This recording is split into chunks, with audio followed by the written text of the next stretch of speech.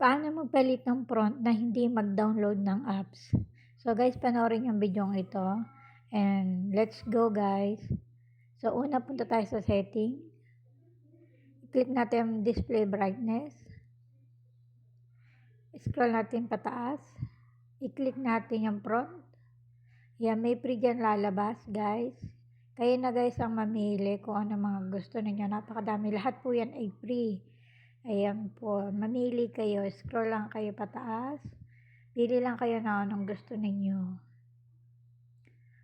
Ayan guys, napakadami. Kayo na yung bahala sa mga magugustuhan nyo dyan.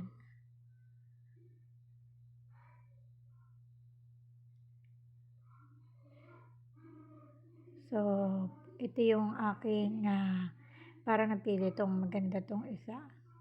Yan, try po natin itong super cute. Yan, wait, i-click natin super cute. Yan guys, click natin. So, download. Yan, nagda-download na siya guys. Then, apply. Ayan guys, nakapag-apply na tayo. So, back na tayo guys. Ayan, tingnan nyo guys. Scroll nyo, iba na yung aking letter.